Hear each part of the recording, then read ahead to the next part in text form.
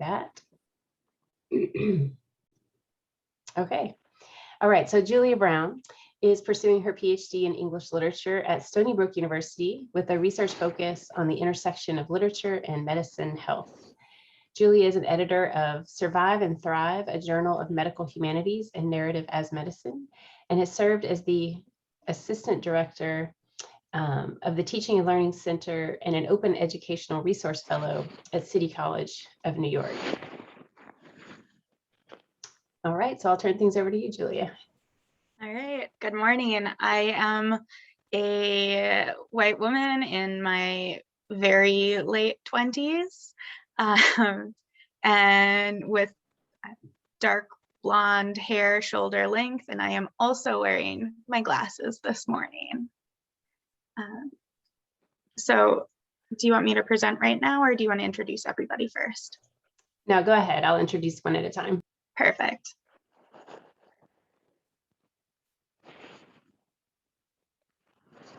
All right, can you see my PowerPoint okay? Super. So I'm presenting Performing Care Work, Graphic Narrative, and Tensions of Visibility. What I'm presenting today is a piece of a larger project that I've been working on.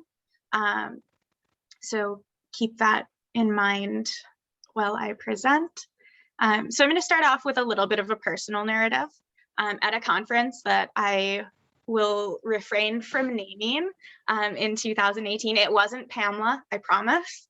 I met up with my partner and his colleague for a drink after a long day of attending panels. And I was very exhilarated to have just seen a couple of panels featuring graphic novels.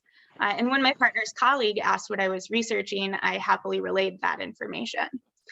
It was met with, my 12-year-old likes reading comics, but I wish he would read real books. And I suddenly felt as though I had to defend not just a thesis or an argument, not to mention that comics are perfectly fine for anyone of any age to read, but the very belonging of graphic narratives in the field of literary studies. 3 years later, and this brief interaction still pops into my head anytime I take up a graphic narrative, but now I hope that I've been able to turn my original defensiveness, somewhat speechless defensiveness, into something generative. As Susan M. Squire deftly points out in her article, Literature and Medicine, Future Tense, Making It Graphic, comics can show us things that can't be said, just as they can narrate experiences without relying on words. And in their juxtaposition of words and pictures, they can also convey a far richer sense of the different magnitudes at which we experience any performance of illness, disability, medical treatment, or healing.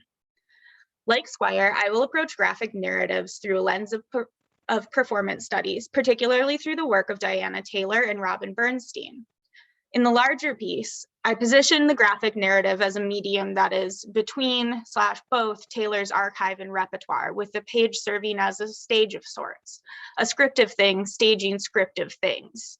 But today I want to attend more closely to the comics themselves. By examining two graphic narratives, Alzheimer's Through the Looking Glass by Dana Walrath, and Tangles, A Story About Alzheimer's, My Mother and Me by Sarah Levitt, this paper seeks to answer questions of invisibility in parentheses, both in the performance of care work as it relates to Alzheimer's and in the graphic genres more broadly. Each of these graphic narratives is a memoir depicting a daughter's struggle caring for a mother with Alzheimer's.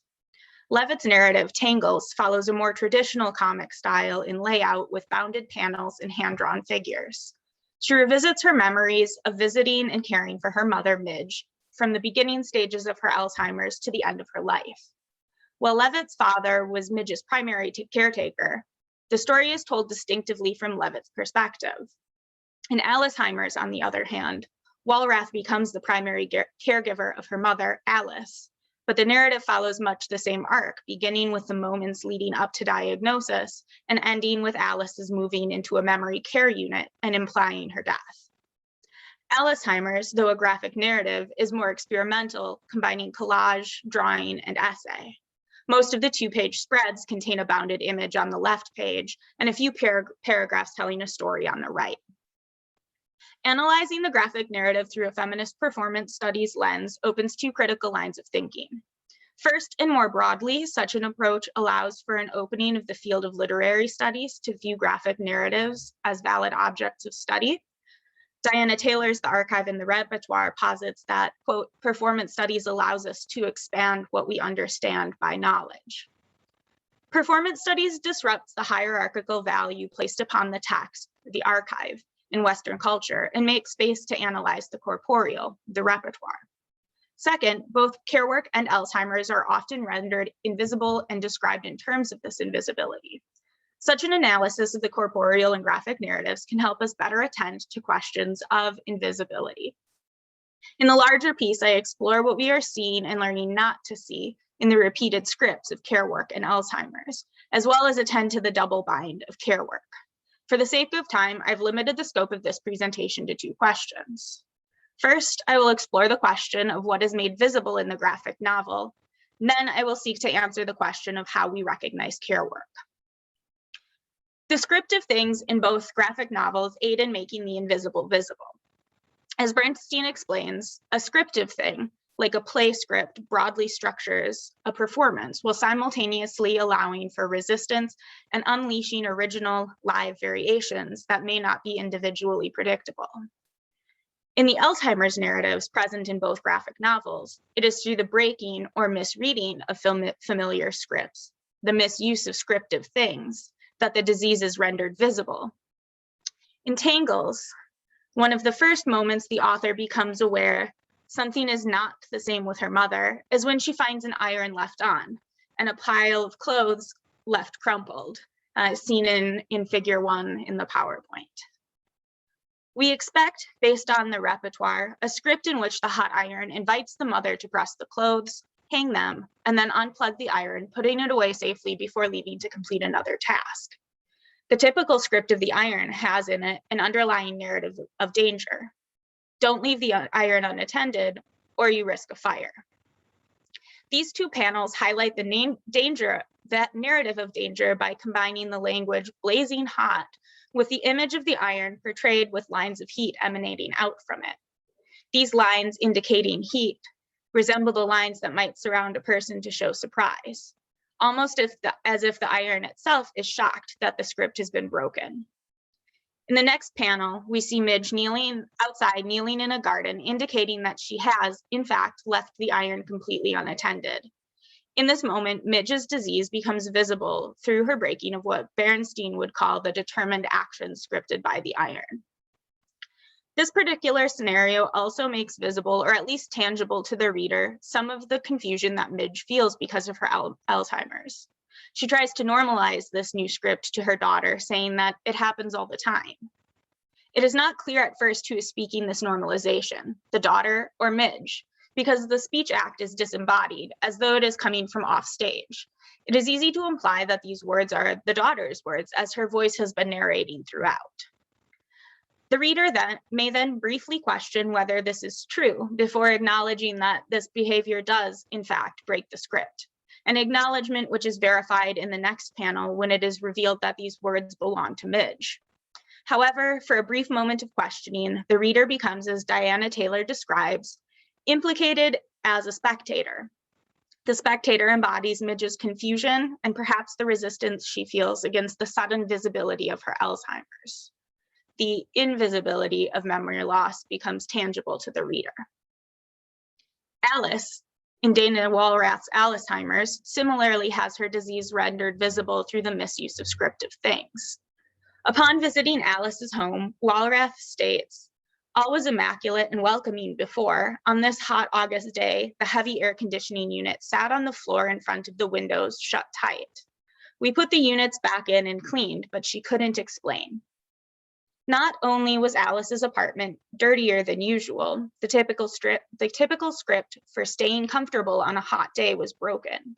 The windows, which one might expect to be wide open, were closed, and the air conditioners that would typically rest in the windows were not. The broken scripts of these everyday objects made visible that something wasn't quite the same with Alice. Walrath, however, also turns to ritualized scripts as a source of comfort for herself and her mother. She reframes the repetition of Alzheimer's that some may view as a broken record as, quote, rituals, repetitive actions with symbolic meaning. In particular, Walrath views tea with Alice as their healing ritual. It calms Alice's repetitive question asking by providing a repetitive activity in its stead. Alice's disease is still rendered visible, as is made clear through the accompanying image. Multiple Alices flying in a circle around a teapot, as you can see in figure 2 of the PowerPoint. The multiplicity of Alices reflect her repetitive questions, while the magical nature of her flight suggests something at least partially pleasant. This reframing suggests that while visibility is part of the repeated scripts, the scripts may also be rewritten. The graphic novel can also make visible imaginings that we might not otherwise be privy to. If embodied acts, like Taylor suggests, quote, reconstitute themselves, transmitting communal memories, histories, and values from one group or generation to the next, and quote, generate, record, and transmit knowledge, what can we learn from embodied performances of illness, particularly Alzheimer's? To answer this question, I'd like to look at an example of the imaginary made visible in Walrath's narrative. Alice dreams that she has broccoli growing from her ears, and upon waking, chooses to imagine that in place of broccoli, apple trees were growing instead. We see her dream embodied on the page, with Alice reaching to pluck an apple from her ear, as shown in figure 3. While most people with Alzheimer's lose interest in meals, much like Midge did, Alice's hunger consumed her. The apple trees and broccoli are quite literally on her mind, or at least on her head. As Walrath notes, while Alice was not a starving Armenian, quote, Alice's parents did in fact starve, barely surviving the genocide of 1915. From this, perhaps we are being reminded of another embodied memory being passed down from Alice's parents onto her, and through Alice being transmitted to Walrath.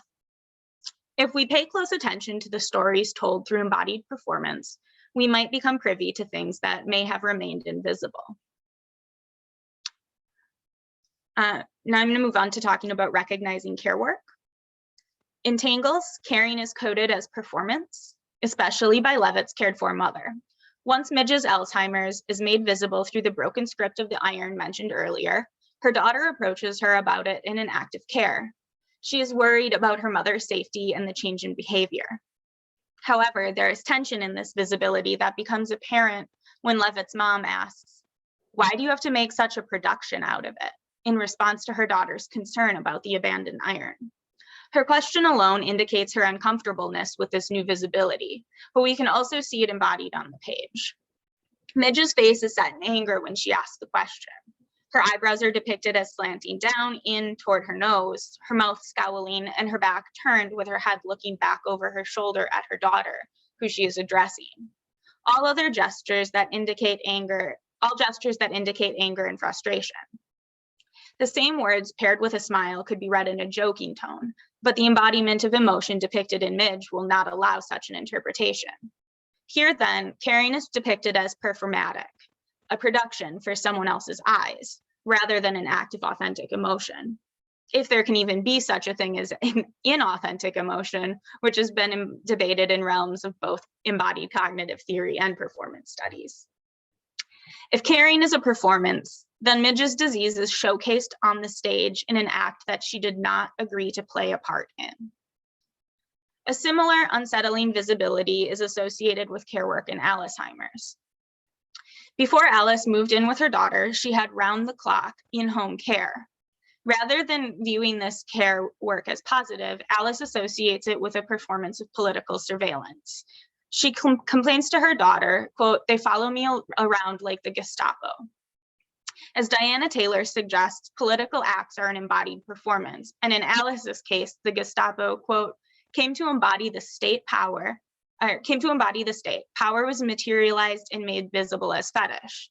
Fetish not so much in the psychoanalytic usage of the term as in the anthropological, as the reification of ideology and power, as well as the objectification of desire. Her care workers embodied the power and freedom that Alice felt herself losing as her Alzheimer's progressed. Rather than being an independent woman who cared for others as she had her whole life up to this point, she was now the one being cared for. She is being watched, policed alongside her disease. Alice desires to be the caretaker in this moment, not to be rid of the power structures implicit in caretaking. This tension and visibility of visibility in care is further explored in Tangles when Midge began needing adult diapers. Trying to make their mother more comfortable and caring for her easier and less messy, Midge's daughters trimmed her pubic hair. At this point, Midge's Alzheimer's has progressed to a stage in which she does not object to this, but it reminds Levitt of an earlier time when she and her father tried shaving Midge's underarms, but failed because Midge got angry. This panel occurs immediately after this recognition and shows Levitt's reflection on illness from the perspective of a caretaker. The visibility of the ill that comes with the performance or even the best care work is framed as stripping patients of their dignity. The sick body becomes a public spectacle. This message is compounded in the image of the panel, a human form, bright white, as if spotlighted against a solid black background. The body is the center of the panel, indicating that it is taking center stage. Yet, while recognizable as a human body, it is distorted and lacking any identifying features. Like a patient stripped of dignity, this image is nearly stripped of humanity through its faceless depiction, with an alien-like elongated torso and arms, wavy and misshapen. Midge's individuality disappears, or at least becomes detached from her body, as she becomes more visible through her Alzheimer's. The choice here of the word caretaker over a synonym like caregiver is also noteworthy. It suggests that even as care is given, something is taken from the patient. In this case, that something is privacy and dignity. Care work, vulnerability, and visibility are intricately intertwined. In her article, Caring About Care, Joya Misra calls for a feminist care movement that, quote, considers the complex inequalities embedded in care and work to support both paid and unpaid care workers, as well as those in need of care. By using performance studies as a lens through which to view graphic narratives of care work and Alzheimer's, much is revealed about scripts that may otherwise go unnoticed. As this reading of these graphic narratives shows, visibility provides us with generational and/or cultural knowledge that might otherwise go unnoticed, but it can also come at a cost. In a movement such as the one Misra suggests, it is imperative that these complexities are also attended to. Hopefully, by learning to attend to these scripts and invisibility, we can learn how to provide better care for care workers and patients alike.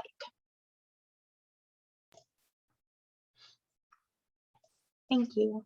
Thanks very much, Julia. I was just taking notes about those. I haven't read either of those graphic novels. I'm very excited to see them, to read They're them. great. Highly recommend. Awesome. Okay, well, let me go ahead and introduce our next speaker.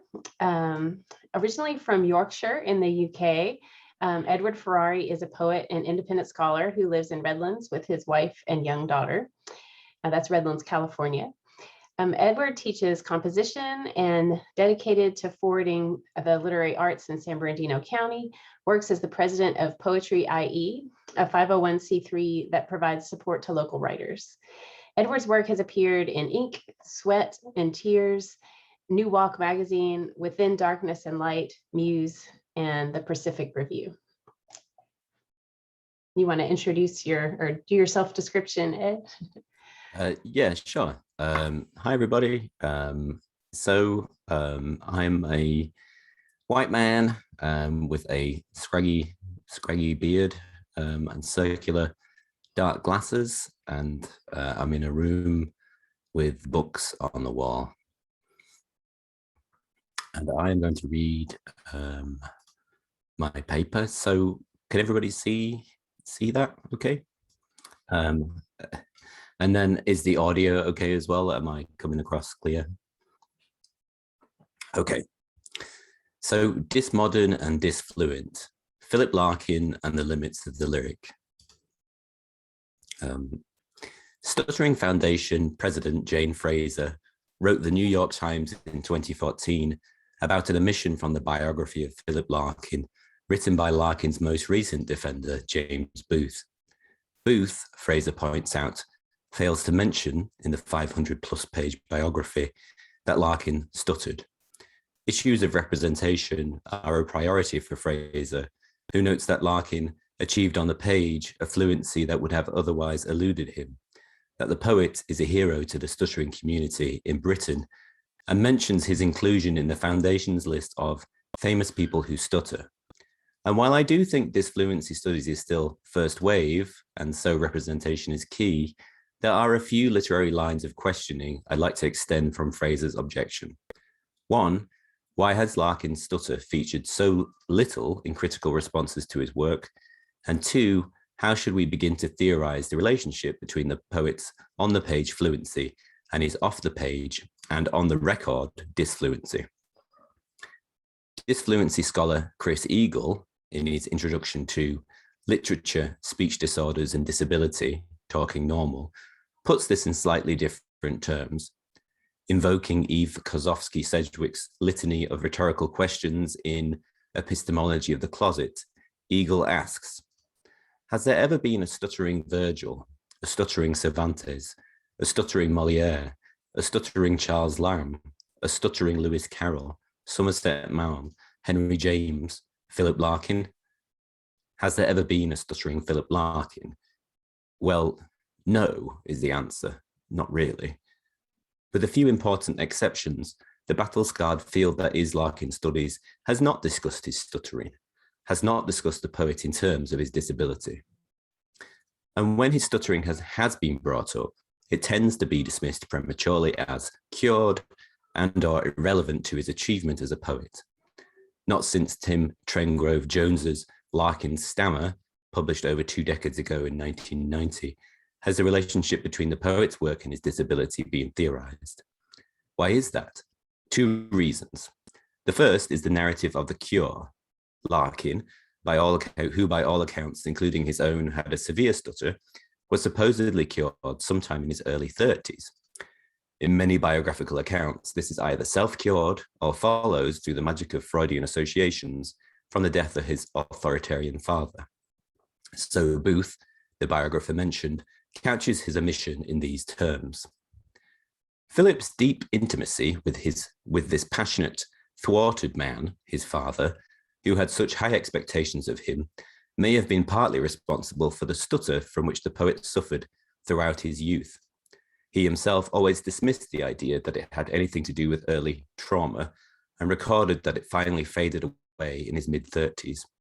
Note, I have replaced stammering with stuttering throughout this paper for clarity's sake.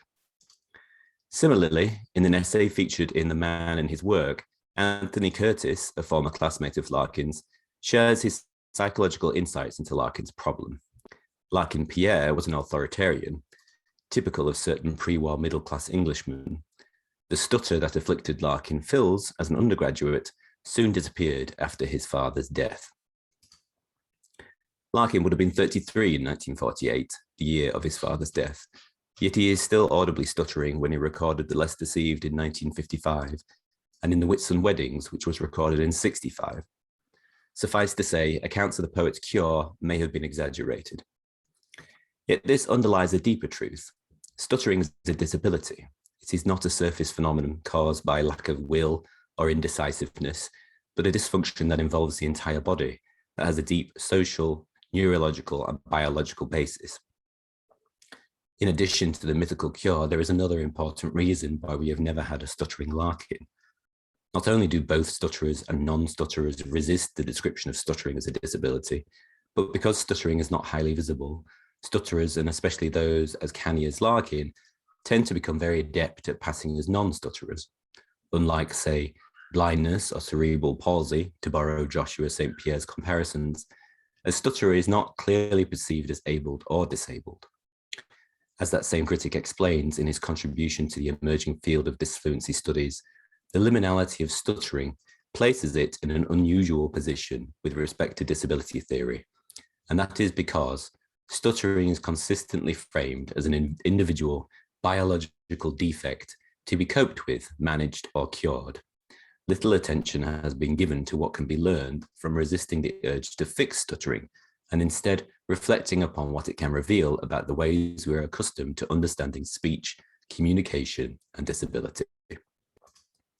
It is this idea of St. Pierre's, his call to reflect on what stuttering reveals about speech and disability in general, that I think might be the value in recovering a stuttering Larkin. And while that recovery is beyond the scope of this paper, which is more of an argument for the larger project itself, moving to centre Larkin's disability, and indeed discussing Larkin as primarily a disabled poet, will have important ramifications for the study of post-war poetry. The questions then might become, in what ways did stuttering enable Larkin's mode of composition? Also, as a predominantly lyric poet, and one associated with an unusual degree of cohesion and colloquial fluency, how does an analysis of Larkin's disfluency alter the way we perceive British lyric poetry of the period? Chris Eagle, again in the introduction to Talking Normal, calls on us to see one of the aims of disfluency studies as seeking to destabilize rigid or facile notions of fluency. Analysing Larkin's work in light of a theory of his disability will contribute to that goal and impact the way we conceive of lyric fluency in contemporary British poetry. Moreover, I suspect the recovery of Larkin's disfluency may inform our theorising of the dismodern, extending ideas of disability as a central category in all forms of literary expression. I have asked what theorising Larkin's stutter might do to our feeling for the lyric poetry he wrote. In Modernism and the Limits of the Lyric, Peter Nichols complicates the one-dimensionality of lyric poetry. The coherence to which lyricism aspires, Nichols writes, is always compromised by a contrary desire to expose its limits. Nichols ends with the poet Susan Howe's ideas about the importance of stuttering to manifesting this contrary desire. This tradition that I hope I am a part of has involved a breaking of boundaries of all sorts. It involves a fracturing of discourse, a stuttering even, interruption and hesitation used as a force, a recognition that there is another voice, an attempt to hear and speak it. It's this brokenness that interests me. It is this, quote, interruption and hesitation used as a force to break through to an other voice in an attempt to hear and speak it, in which I think Larkin's poetry should be understood. In other words, I think it is the cohesiveness of Larkin's poetry that has been emphasized rather than its brokenness, because broken, fractured, full of hesitations, it is.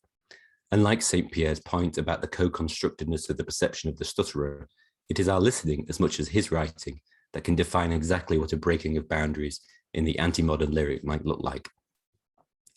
Coherence and lyric fluency are what have been constructed about Larkin, but listening intently, this is not the case. For our purposes, I want us to listen and or look at one poem for the present, Mr. Bleeny. The poem is perhaps unique in the literature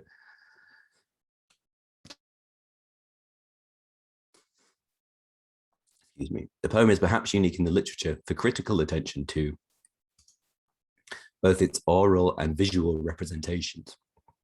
And that's oral spelt with an A. I will now play the 1965 recording of the poem from the LP, The Whitsun Weddings. I have highlighted hesitations and other perceived disfluencies on the text displayed below.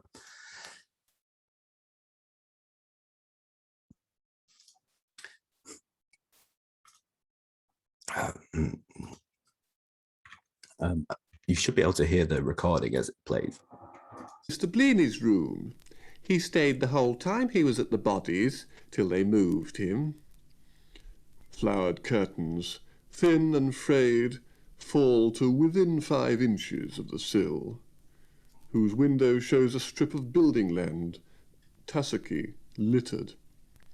Mr. Bleeny took my bit of garden properly in hand. Bed, upright chair, 60-watt bulb, no hook behind the door, no room for books or bags. I'll take it. So it happens that I lie where Mr. Bleeny lay, and stub my fags on the same saucer souvenir, and try stuffing my ears with cotton wool to drown the jabbering set he egged her on to buy. I know his habits, what time he came down, his preference for sauce to gravy, why he kept on plugging at the Four Aways. Likewise their girly frame, the Frinton folk, who put him up for summer holidays, and Christmas at his sister's house in Stoke. But if he stood and watched the frigid wind tousling the clouds, lay on the fusty bed telling himself that this was home, and grinned and shivered without shaking off the dread that how we live measures our own nature, and at his age, having no more to show than one hired box, should make him pretty sure he warranted no better. I don't know.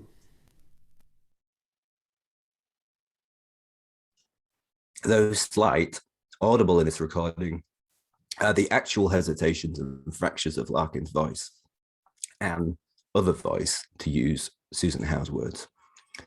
The initial speaker, the she, presumably the landlady, and indeed Mr. Bleaney himself, who is figured in the poem as an absent voice that the poet himself stands in for, also audible, I think, are the deeper organizational principles of Larkin's disfluent embodied speech. To begin thinking about this more deeply, I want to quote from Donald Hall's remarks on the closing lines of this poem. Hall discusses Larkin's mastery of enjambment. Look at the way sentences curl down the page. Who else among us has made such motions? Before he offers these striking remarks on the final two stanza sentence of Mr. Bleaney. This awkward, difficult to say sentence, but if he mimics the reluctance of the mind to reach a conclusion about its own worth or lack of worth. The muscular gestures of its hesitation expresses, by form and mimicry of grammar, the state of mind that the language describes. In this coincidence of manner and matter is a good portion of Larkin's genius. I agree with Hall. I agree that the muscular gestures of its hesitation express a great deal more than the apparent sum of the poem's parts. Sorry. I do not, however, think this best described by form and mimicry of grammar. What occurs here is beyond the careful deployment of syntax intentionally meant to move the listener.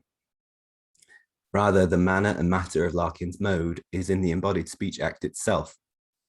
The poetry is the muscular gesture of its hesitation and is not, as Hall seems to suggest, a byproduct or a means towards it. It is Larkin the stutterer who is enabled by his stuttering to express what Larkin is most able to express.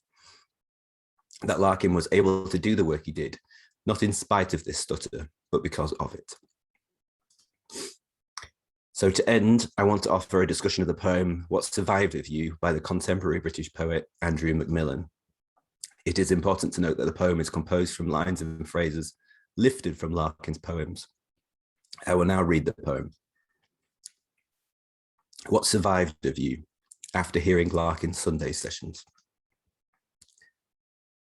Partly the voice of chipped vowels, decanted over decades, pauses frail as grass, inflections casting hope out like a lighthouse.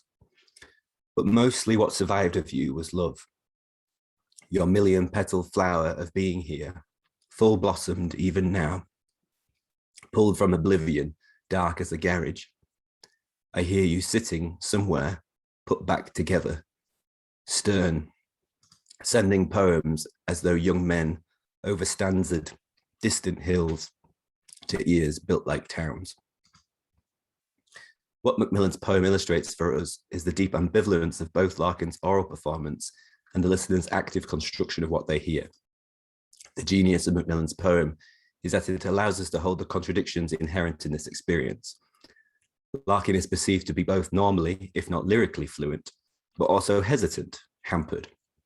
So the most sonorous quality of speech, vowels, are in Larkin's own words, chipped, suggesting a fragmentation or indeterminacy, Yet they are also decanted, which, to praise Macmillan, is a phrase lifted from Larkin that intensifies that effect.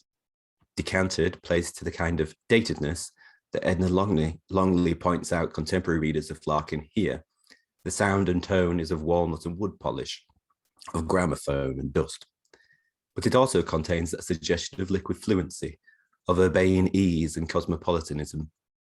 It also contains the not very flattering assertion that Larkin's poetry constitutes mere cant, or an assertion that the surface of Larkin's poems is not the only thing dated, but also his sanctimoniousness, his willingness to close the poem with what would now be read as didacticism.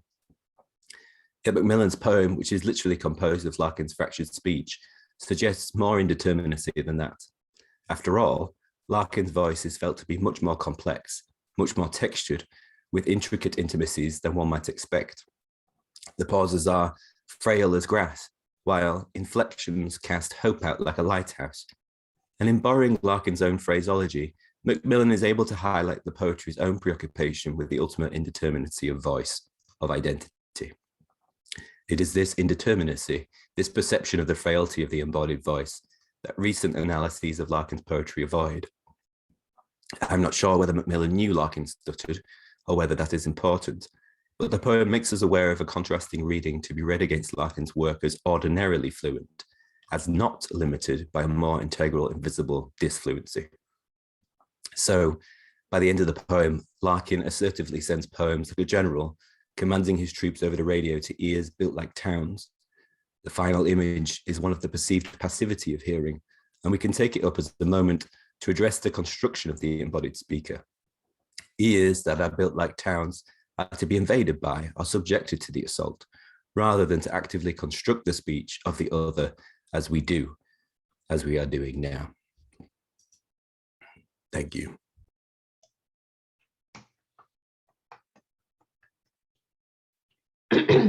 Thanks very much, Ed. Can you all hear me okay? Still okay. My chat has frozen up and I can't do reactions. I don't know what's happening. So as long as you can hear me, but I apologize if you say something in the chat. It's completely blank right now. Thanks very much, Ed, for that fascinating piece. Let me introduce our third speaker today. Kimberly Drake teaches writing and literature at Scripps College, where she is Associate Professor of Writing, Chair of the Writing and Rhetoric Department, and Director of the Writing Program. Her scholarly interests lie in writing that brings attention to social justice issues concerning disability, incarceration, race, class, gender, and sexuality. Her current academic book project concerns social determinism, disability rhetoric, and rhetorics of incarceration in the American crime novel and television show. So take it away, Kimberly. Thank you. I am putting a link to a Google Doc version of this paper. It's actually longer than what I'm going to say. It's just as far as I could cut it down at the time, but I will be sort of skipping around. Definitely an early draft of a longer piece that is part of a longer project that I'm working on, as you heard. I want to describe myself also. I'm a white woman with blonde hair, with purple on the ends of my hair. And I am, as Jessica noted, that we are now saying our ages. So in mid-50s, and I'm in my home office, which you can see some mysteries in a bookshelf behind me if you look very closely. And I also want to say that my internet is quote unquote unstable. So hopefully it will be okay, but you know, not always, it's what's going on. And then finally, content warning. This paper is about the book In Cold Blood. And that depicts a really violent murder that took place in 1959 in Holcomb, Kansas. I will not be discussing this murder in any detail at all. I will just barely be referring to it. But I will be discussing eugenics and psychiatric disabilities, and will understand if you need to distract yourself or mute me while I present. So hold on for a second. All right. So in the literary world, Truman Capote's genre-fusing work of literary nonfiction In Cold Blood, which was published in 1965, was wildly successful and changed literary culture. It had, quote, one of the biggest initial printings, unquote, ever ordered by Random House, and it, quote, quickly became a bestseller and Book of the Month Club selection, unquote.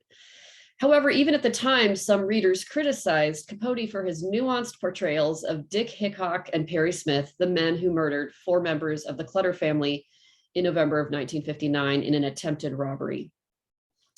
Indeed, the book and subsequent film and television versions of the story, including the 1967 In Cold Blood film, the movies Capote of 2005 and Infamous of 2006, and the documentary series Cold Blooded, which came out in 2018, all focus primarily on the characters of Hickok and Smith in their depictions of this murder. Each version of this crime story delivers testimony by the defense psychologist W. Mitchell Jones, and each depicts the childhoods of Hickok and Smith in order to explain how they became killers at this particular moment of their lives. In Cold Blood has been said even to function as a psychiatric casebook of psychopathy or antisocial personality disorder, with most psychiatric and literary critics agreeing that Capote's portraits of Dick Hickok and Perry Smith are detailed, vivid, and complex, and therefore, to some extent, sympathetic. That Hickok and Smith could be at all sympathetic is objectionable to some readers. The humanization of these characters by Capote, and by extension, the various movie and television directors, works discursively to move the 2 men from the category of inhuman monsters to the category of, quote unquote, mentally ill. This categorical change can be understood as a shift along a spectrum of ways disability has been represented in Western culture. And I want to refer to Maura Brady, who spoke about this yesterday, and also about the connection between disability and sin in the Renaissance era. So this change could be just seen as a shift on a spectrum, but the surviving Clutter family members did not appreciate the disruption of what they prefer to see as a binary. Clutter daughters, Beverly and Eviana, refused to contribute to any account of the murders until the docuseries Cold Blooded in 2018, in which they make it clear that they also object to the characterizations of their family. Nancy's cousin Diana, Nancy Clutter, who is the Clutter daughter's sister who was killed, their cousin Diana Edwards, interviewed in the series, states that the Clutters were, quote, complex people, unquote, but Truman Capote, quote, turned them into cardboard figures, unquote. Certainly the Capote Clutters did not present with many layers. In fact, given the high regard in which everyone in town held the Clutters, Capote had to work fairly hard to find details that did not corroborate their image as the ideal American family. What he appears to have found are witness statements that describe Bonnie Clutter as having a mental illness of some kind, and that's the mother/wife figure in this nuclear family. Diana and her relatives dispute this mental illness characterization, stating that Capote's portrayal of her Aunt Bonnie was, quote, a great injustice, unquote, or a crime in itself. As in Cold Blood's narrator then, Capote, like a detective, seeks clues as to the victims and the murderers' lives and motivations. But his representation of them constitutes a second act of violence. In this paper, I suggest that Capote's discursive crime is his disruption of his era's rhetorics of eugenics. In Cold Blood is known to be one of the first, not the first, but one of the first fusions of nonfiction journalism and fictional genres that we now know as creative nonfiction. Capote uses literary techniques along with lengthy and intensive research and interviews to construct a detailed account of the days before, during, and after the murder of the Clutters. The book is written in third-person omniscient narration, with Capote's presence virtually effaced. This point of view presents the reader with what appears to be unmediated access to the minds of the Clutter family before their murders, and to the minds of Smith and Hickok before and afterward, which is part of what makes the book, even today in our virtual reality and CGI era, so shocking. Capote does not seem to empathize with the victims and murderers so much as to inhabit their minds. As Joe Berlinger, co-director of Cold Blooded, notes, much of that ability to make the killers seem like more than boogeymen came from the fact that Capote felt a kinship with Smith, unquote. I would suggest that Capote also felt a kinship with the Clutters, at least with Bonnie Clutter, and some kind of admiration for Herb and Nancy Clutter. Capote's characterizations of Herb and Nancy Clutter, the parents, are steeped in eugenics rhetoric. Eugenics, which I categorize as a particular form of white supremacy, has informed various, mostly violent ways that social administrators work to improve the genetic, quote unquote, fitness of the general population. And I'm quoting Leonard Davis there. In the late 19th century, Cesar Lombroso theorized that signs of criminality can be distinguished on the body through, quote, anomalies of primitive or degenerative origin, the products of diseased ancestral elements, which result in pathological conditions, unquote. These degenerative signs were usually found in marginalized populations such as people of color, disabled people, women, and impoverished people. By the time Capote was writing, Lombroso's theories had been discredited by academics, but they had long since entered popular culture, and we can still find them in literature and visual imagery from the first half of the 20th century onward. Eugenicist rhetoric of the criminal unfit is mirrored by rhetoric of the extremely fit individual, almost always a white man, but in cold blood, it is also that man's daughter. Capote has given Herb Clutter not only every symbol of middle-aged masculinity, but also every symbol of virtuous physical and mental health, except his average height and his fact that he needs to wear glasses. Capote states that at age 48, Clutter was, quote, in first-rate condition. He cut a man's man figure with broad shoulders, dark hair, a square jaw, confident face, retaining a healthy, hued youthfulness, and the most important part, his intact teeth, which are unstained and strong enough to shatter walnuts, unquote, which is just reminds me of the idea of good bones that we see in many shows about redoing homes. Very much eugenicist rhetoric meeting gentrification rhetoric. So Clutter realized his American dream by buying his own land, successfully farming it using innovative methods, marrying, quote, the person he had wished to marry, unquote, although she was from a wealthier family, and becoming the most prominent figure in his region. He is the heartland model of genetic fitness. Capote describes Herb's daughter, Nancy. So Nancy is the youngest of the Clutter daughters. The surviving daughters, Beverly and Eviana, had already left home, and they were not home at the time. So Nancy is, quote unquote, the town darling, according to Capote. He is also Mr. Clutter's feminine counterpart. Indeed, the community attributes to Nancy's virtuous energy to, quote, character inherited from her old man, unquote. And when Capote depicts Nancy and her father together in a scene, they operate with perfect understanding, and they are presented as mentally and physically healthy and morally pure, deeply engaged in civic duty, and all-American, even in their eccentricities, which that they occasionally smoke cigarettes, although they refuse caffeine and alcohol. The other members of the Clutter family, Bonnie Clutter and then Kenyon, the youngest child of Nancy's brother, who I don't have time to talk about today, are aligned as being less physically and mentally, quote unquote, fit. The Capote sources mention, quote, poor Bonnie's afflictions, unquote, and he spends quite a bit of time exploring those afflictions. He describes her as suffering from, quote, postnatal depression after the births of each of her children that never altogether lifted after Kenyon's birth. Bonnie slept in a separate room from Herb, a kind of sick room, quote unquote. She regularly stayed in psychiatric treatment centers. Bonnie's brother, Howard Fox, has acknowledged that, quote, not all was well with Bonnie, who mentioned to him once that, quote, she was on medications and appeared to feel depressed, unquote. He also, though, says that Capote, quote, fabricated his portrayal of Bonnie, unquote. And he notes that he concedes, I'll say, that Bonnie seemed frail and lacked the energy to, quote, help out with dinners, unquote, during the extended family get-togethers at the holidays. These characterizations suggest that Capote might have been working up an account of hysteria that might have even been a bit feminist. And this was discussed in our session last night.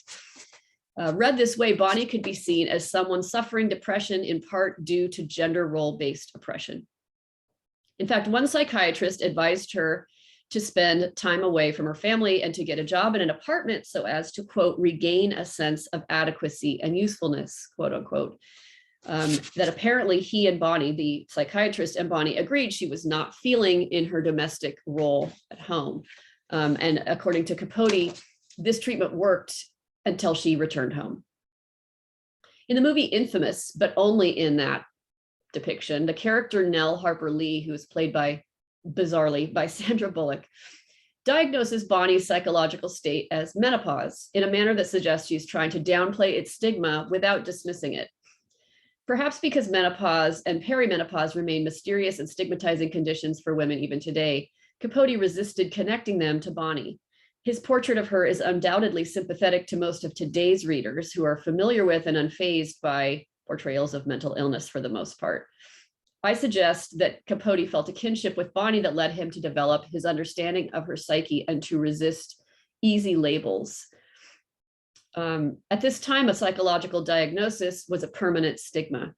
At 2 points in Capote's In Cold Blood, the depth of the stigma becomes clear when two Holcomb residents, who at this point only know that the entire family is dead by violence, suggest that Bonnie could have killed her family. One of these women is Mrs. Kidwell. She kept saying, and then quote, but it was only later I understood what she meant. She kept saying, oh, Bonnie, Bonnie, what happened? You were so happy. You told me it was all over. You said you'd never be sick again, unquote, words to that effect. So this is all quoted from somebody that Capote interviewed. Mrs. Kidwell's statements in which she implies that the mental illness, was in fact not all over and wonders what happened to bring it back, can only be understood as her outpouring of grief for Bonnie, the mentally ill murderer suicide, not Bonnie, the murder victim. The second woman to believe Bonnie was the murderer is Mrs. Bess Hartman, owner of Hartman's Cafe, who tells Capote, quote, time I heard it, my first thought was Bonnie. Of course, it was silly, but we didn't know the facts, and a lot of people thought maybe on account of her spells, unquote. Having heard the facts, Mrs. Hartman goes on to say, quote, now we don't know what to think because who hated the Clutters? They were about as popular as a family can be, unquote. So both of these women and a lot of people in Holcomb, according to Mrs. Hartman, looked immediately to Bonnie as the least stable member of the town's most beloved family. No one in Holcomb could have any reason to hate the Clutters, but they suspected Bonnie herself might have hated her family as a symptom of her mental illness. But yet, what's interesting in Capote's rendition of this is that Bonnie's spells, quote unquote, did not interfere with the immense popularity of her family. He places her in a kind of complex liminal space in both the town and the family. Everybody knows that Nancy Clutter is running the house and that Bonnie is the present absent mother who was both happy and in pain in a family exemplifying heartland success. I have a little bit of time to talk about how Capote also deploys and revises eugenicist rhetoric in depicting the characters of Perry Smith and Dick Hickok. And I'll focus just a little bit here on Perry Smith. Capote, it is thought that Capote did not like Dick Hickok because Dick is not treated very sympathetically by Capote. But Perry Smith does get a lot of more complexity. And Capote spends a great deal of time on the physical appearances of both. They have both of these men were in violent vehicle accidents that damaged them, their bones essentially. In both cases. But he also tries to pinpoint some sort of unfitness. In Perry, this is due to, quote, his mother's full-blooded Cherokee genetics, which had routed every trace of the Celtic strain inherited from Perry's father, except for the uppity Irish egotism, unquote. Given the racial stereotypes of the time, readers are to understand that Perry's genetic inheritance has predisposed him for a violent, probably criminal life. But anybody who has read this book or read about the book and also any of the films and television shows also understand that Capote was attracted to Perry and that Perry may have been attracted to him. And in both Capote and Infamous, the first time Perry and Capote or Truman see each other. When the handcuffed Perry and Dick are escorted from the police cars to the courthouse, Perry and Truman lock eyes on one another with homoerotic intensity. So Capote revises the eugenicist rhetoric he's using. I mean, you know, I'm not going to say whether this was a conscious choice on his part, but it is something that he complicates, I'll say. He saw deep similarities between himself and Perry, and he said in an interview that he claimed Perry as a kind of foster brother or, quote, darker twin. It's as if we grew up in the same house and one day Perry went out the back door and I went out the front door, unquote. So as Capote's biographer Clark explains in Cold Blooded, Capote never survived in cold blood, the writing of it, that is. It knocked him off his equilibrium and he was torn apart by it, drinking and taking prescription drugs and behaving recklessly in public and private. The whole experience of the novel, Capote told Clark, had scratched him down to the marrow of his bones. However, Capote had always used alcohol in his writing process. He stated in a 1957 interview that he couldn't think unless he were, quote, lying down either in bed or stretched out on a couch and with a cigarette and coffee handy, shifting from coffee to mint tea to sherry to martinis, unquote. His deadening of his own emotions while writing is a kind of self-harm requiring the, quote, horizontal, unquote, posture of the invalid. In his book then, and in his writing process, Capote disrupts standard rhetorics of disability of his time, in part through identification with characters. He took on the roles of detective, writer, and of murderer as well, but both required emotional investments that were too much for him to make. Thank you.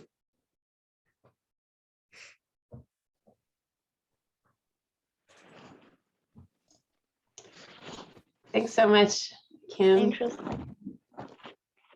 Okay, let me introduce our last speaker for today. Amani El-Sawi is an associate professor of English literature and the chairperson of the English department, Faculty of Education, Alexandria University. Her doctoral dissertation was entitled Violence and Cruelty in Sarah Kane's Theater.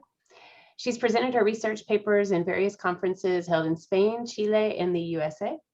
She has a number of publications on gender studies, feminism, border studies, and post-colonial literature. She's also a playwright and participated with her first play, The Sun, in the 2015 Women Playwrights International Conference held in Cape Town, South Africa. Her second play, Eclipse, was performed in Santiago de Chile in 2018. So I will turn things over to her. Okay, thank you so much for this introduction. So since you want me to describe myself, as you see, I'm a veiled woman, but I'm not bald under the veil. I have hair. Okay, I'm from Egypt. I live in Alexandria. I'm not presenting from my home because I have a terrible network internet connection. I'm presenting from my friend's house. Well, and I'm 43 years old, since you're talking about your age. Okay, the title of my presentation is Disability and Transcorporeality in D.W. Gregory's play Radium Girls. Gregory has a powerful voice as a playwright, capable of challenging dramatic conventions and creating important new works that can enlighten and provoke. And actually, in my paper, I'm trying to explore and ask these questions. How can Gregory be empowering and generative in the way she crafts her characters and their stories? How she presents or deals with disability? And how can disability help us reconsider and create new paradigms for understanding personhood in a more inclusive manner? Well, throughout history, traditional theater has always contained representations of disability. Yet these variations on bodies and minds tended to underline symbolic notions of innocence or shame, marking characters as victims or villains in service to the development of events or the plot. These traditional representations emphasize that disability is lack, that it sets a person apart from the normal in some profound way. Oedipus, for example, lacks the ability to see the truth that he is his father's killer. Richard III lacks moral integrity. These shortcomings in character are made physically manifest through a metaphoric use of disability. These representations of disability reinforce and are perhaps generative of cultural notions that marginalize disability due to its lack of adherence to socially informed norms. Yet these notions of social or physical norms only exist and are predicate upon the exclusion of the other. In this way, there can be no freedom from lack if lack didn't exist in the first place. Thus, disability is a precursor to normalcy. Without disability, the notion of able-bodied couldn't exist. These ideas are interdependent in their nature.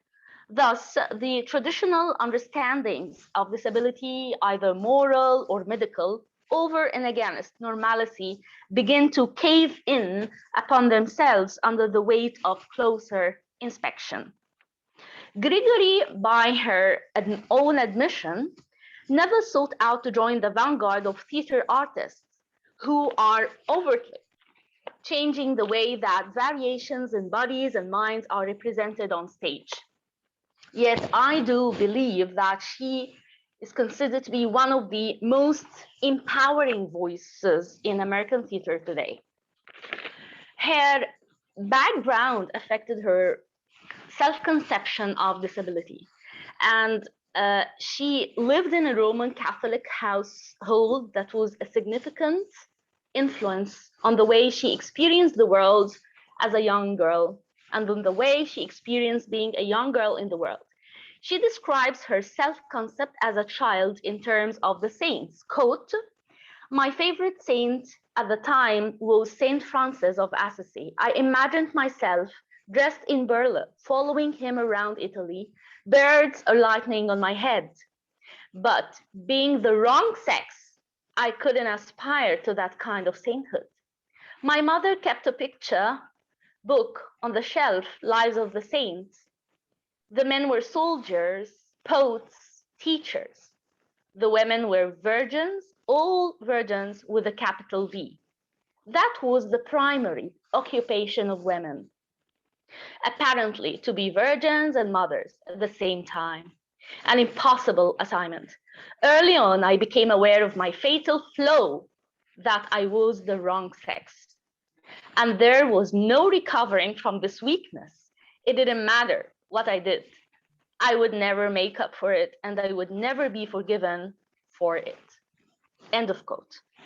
For Gregory, being born a woman was a lack that she couldn't fill. Though she didn't experience physical disability the way that millions of people do, her gendered sense of identity was essentially intertwined with notions of weakness and lack. It was part of how she viewed the world. This idea that who we are as a person includes our weaknesses, deficiencies, differences, dependencies, is a profoundly subversive idea that is generative of new ways of being and representing a role. This subversively inclusive understanding of interdependence vibrates within Gregory's play Radium Girls and can serve as a model for representations of disability that embrace the realities of disabled lives without resorting to oppressively metaphorical modes, creating new paths for the ways that contemporary plays can be constructed. Gregory's Radium Girls is considered to be Gregory's most famous and most produced play, published in 2003. It dramatizes the well-known story of several young women from Orange, New Jersey, who developed radium poisoning as a result of their employment with the US Radium Corporation during the late 1910s and early 1920s. The girls were dial painters whose delicate fingers were required to paint watch dials with radium lace glow in the dark paint. The story was the subject of Claudia Clark's book, Radium Girls, Women and Industrial Health Reform, 1910-1935, which provided Grigory with much of the historical context for her play. The dial painters' fight for justice was one of the first instances in the United States of corporations being held legally responsible for the safety and well-being of their employees. Radium Girls focuses on the experiences of Grace Fryer, one of the original dial painters and a key accuser in the case against US Radium Corporation. The play takes place between 1918 and 1928, encompassing the time from when the girls began getting ill to the settlement of the case. The radium poisoning suffered by the girls resulted in bone loss, debilitating pain, loss of physical mobility, and eventually death.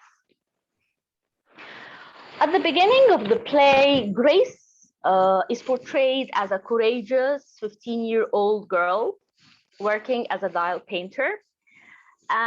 As her friends begin getting sick and dying, the girl's quest to uncover the truth of the mysterious illness and the corporation's quest to hide the truth, this is on the other hand, slam against each other in a cinematic, briskly paced, highly theatrical style.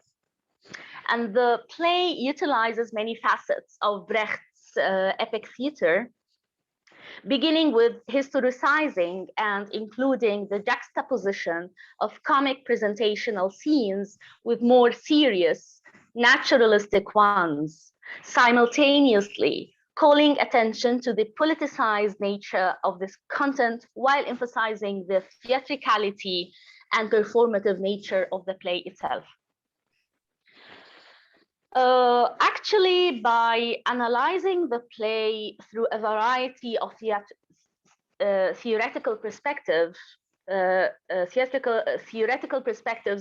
foreground disability, such as the freak show, disability and labor, charity, queer, crip, and toxicity, my paper unpacks the critical work that Grigory does with her play Radium Girls, and also calls attention to the potent analytical and critical tools that disability theories can offer to dramatic criticism and theater studies. Thus, an analysis of Grigory's Radium Girls that foregrounds disability can open up new possibilities for understanding bodies, performance, and the nature of life itself. Well, one of the most prominent features of the play is the representation of the media and the circus-like atmosphere that focuses attention on the girls in ways parallel to the historical freak show. And the freak show is an institution where the odd, quote, bizarre, erotic, and savage was highlighted, end of quote. Persons who had some kind of biological or cultural rarity were put on display for entertainment and profit. Professor Robert Bogdan, who is a specialist in disability studies, separates the institution from the individual by arguing that being freak is not about human variation, but rather, quote, it is a way of thinking about and presenting people, a frame of mind and a set of practices, end of quote. In this sense, people are infreaked or made or become freaks by the, quote, enactment of a tradition the performance of a stylized presentation, end of quote. So this infrequent was often forced upon these physically diverse performers by the freak show promoters and other persons of power. In the play, in Radium Girls, Gregory portrays the young women from New Jersey as being infreaked by virtually everyone around them. And the opening scene in the play is a patchwork of various times, locations, and individuals involved in the trial, highlighting the beginning and the end of the story, the innocence, ignorance, negligence that lead to the debellation and death of these young girls. Gregory exposes how voyeuristic tendencies are still very much associated with disability and medical irregularity, and how these tendencies contribute to an ableist and capitalist worldview that continues to marginalize and minimize people with disabilities. Well, in terms of theatrical spaces, Radium Girls in performance further illuminates the complex web of intra-activity between matter and biological bodies. Performers and audience share the same space, breathing the same air, and feeling the same sound wave vibrations. Slight variations on these vibrations contribute to an emotional performance and generate emotional and intellectual changes in the audience. For example, temperature has a profound impact on audience reception, as anyone who has sat through a show where the heat was turned up a little too high can attest. And of course, the more bodies that are in a confined space like a theater, the more body heat generated and the higher the ambient temperature. That is, environment and bodies, actors and audiences are always already intra-acting in theatrical spaces, changing each other in a palpable and interactive ways that are unique to live performance. Thus, the theater itself is a kind of transcorporeal, intraactive half-life that connects and impacts people in ways that couldn't have been otherwise conceived. By focusing on Gregory's Radium Girls as a transcorporeal space in performance, one could tease out the shades of toxic, radioactive animuses while engaging with transcorporeal spaces, both within the world of the play and the world of the play's performance. Rosemary Garland Thompson explains, quote, "Disability studies reminds us that all bodies are shaped by their environment from the moment of conception. We transform constantly in response to our surroundings and register history on our bodies. The changes that occur when our body encounters the world are what we call disability," end of quote. Thus, by treating Radium itself as both actor and agency, in the play, we can engage in what Stacy Elimo might call a post-human environmental ethics that is, quote, "not circumscribed by the human, but is instead accountable to a material world that is never merely an external place, but always the very substance of ourselves and others," end of quote. Well, contemporary critical thought is well aware of the power and agency ascribed to non-living or abstract entities such as class, gender, economics, and sociopolitics. However, this exploration of Radium Girls demonstrates that accounting for the agency and animacy of material entities, as well as bodies and abilities and social forces, can perhaps transform the way we see our intra-acting bodies in the world and the world in our bodies. So using this disability perspective can transform how we think about and approach theatrical spaces, not just in terms of accessibility and access, but in terms of how bodies and spaces are always already interacting on each other. The in-between half-lives of disability always interact with environments, other bodies, and social forces in ways that can bring new insight to theater and performance studies, disability studies, and other theories of materiality. In a nutshell, Gregory's Radium Girls explore infrequent as a social force enacted by the media and the medical industries manipulating the public and the dial painters for profit. Yet the freak show is more about ways of presenting or representing people than their bodies themselves. And as such melts into the ways that the labor force of early 20th century America and today was intertwined with disability. The power of collective cultural and social denial can marginalize and dehumanize individuals with disabilities. Their agency must be exploited and eliminated for the perceived wider social good of charity and benevolence. Socially, the concept of subjectivity must be enforced and appropriately doled out so that the able-bodied can reinforce their own systems of labor, identity, and even love. Essentially, the ableist paradigm insists that disability must be denied agency for the system to survive.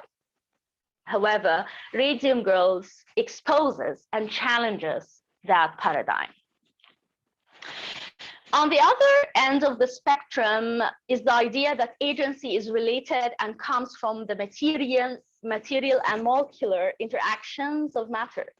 Thinking of radium itself as a toxic actor within the play opens up new ways of understanding lives and half-lives. Traditional notions of life itself are being troubled by the existence of the living dead girls. The presence of half-life is always generative, and using terms like half-life in relation to disability are precarious and possibly contain ableist overtones. But the generative notions that half-life is an enhancing power that creates more to one's existence is worth exploring more deeply.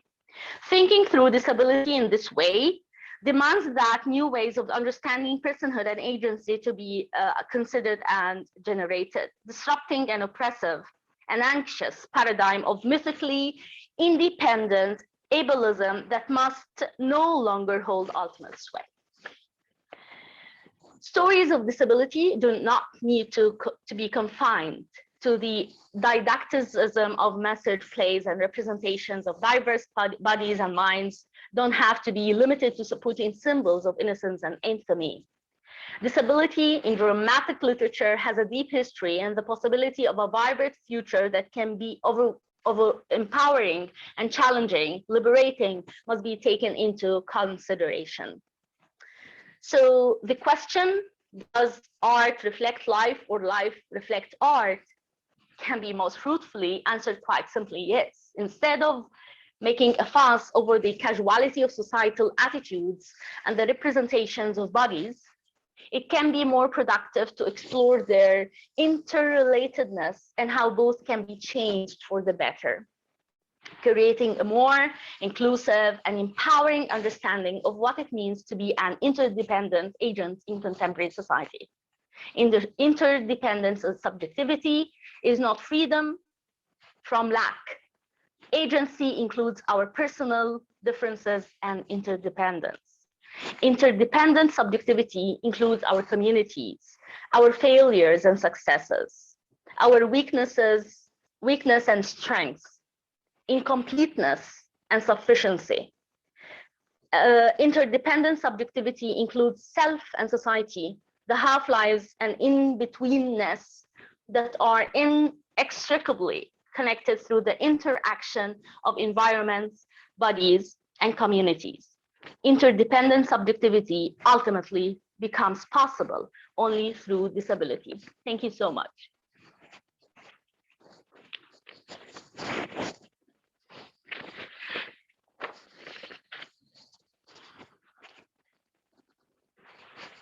Thank you.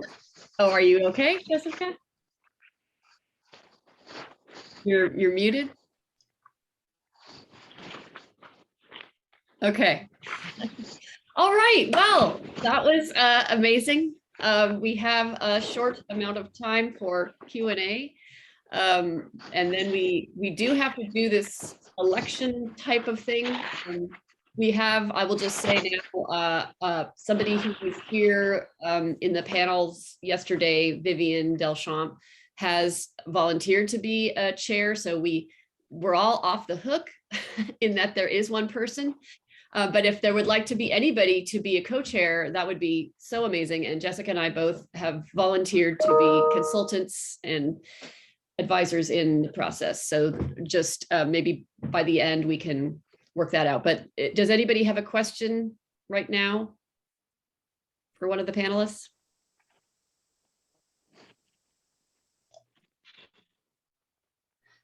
Yes. Could I ask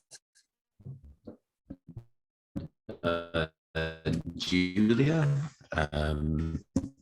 just in terms of like other sort of graphic novels that represent disability that you're aware of, Julia, that you could. Yeah, there's a few that I've read. Now I'm trying to come up with a title. Yes, Mara is holding one up like for us. Follow up on email too. I don't want to. Yeah. I'd have to look at my bookshelf. The Bad Doctor, I think, deals with that as well.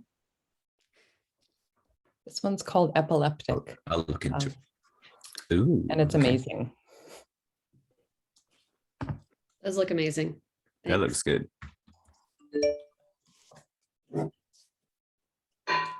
All right. Other questions?